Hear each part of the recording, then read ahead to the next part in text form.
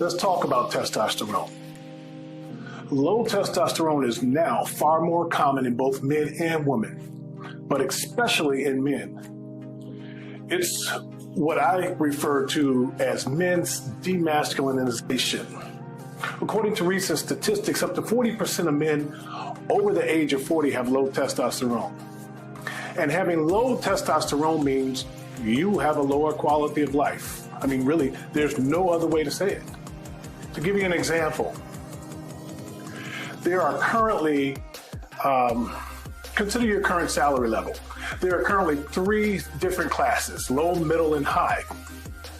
High is if you make over $220,000 a year, while middle is above $90,000 per year, and lower class is $29,000 per year. But the poverty line in the United States is $13,560 per year. Now let's assume you're barely above the poverty line, earning $13,561 per year, which comes out to around $52 per day before taxes. So you're technically above the poverty line by $1. And some people might tell you, well, you know, don't be so greedy. You got enough money. You aren't living in poverty because you're above by $1, and that should suffice for you. Now let's look at the testosterone range, which is roughly 300 to 1,100 nanograms per deciliter, which is practically like a doctor informing you that your low typical testosterone level of 301 is fine. So why do you desire a higher testosterone level in the first place, you might add? Be content with your average normal testosterone level of 301. Notwithstanding, when you were in your early 20s, you were close to the max of 1,100. It's like saying be content with your modest income. Consider the difference in quality of life between someone who is barely above the poverty line and someone who earns the average income, which is $53,000 some dollars here in the United States.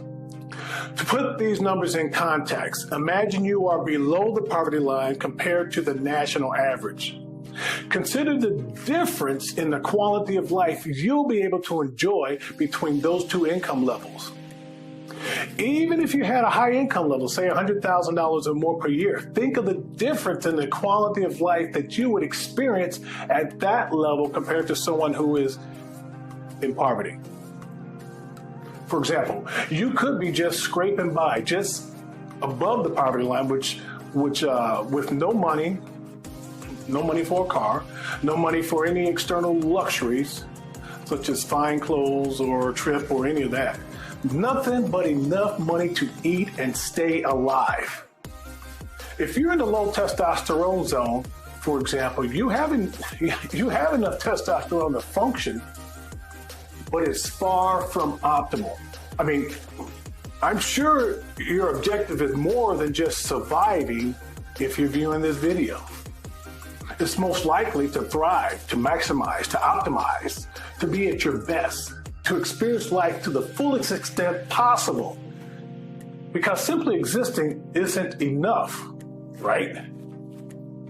You want to be on par with other people in your wage range. You're not living life to the fullest if you're barely squeaking by. You want to be at least average or above average in order to live a full life or live life to the fullest. So it's not just about surviving, it's also about feeling and living your best life. After all, you only get one life. So why not make the most of it rather than scraping by? Go to our website, optimizeyourhormones.com. Take the Atom test to see if you might be a candidate for testosterone therapy. And if so, visit our virtual clinic because we have the lowest hormone replacement therapy available. Have a good day.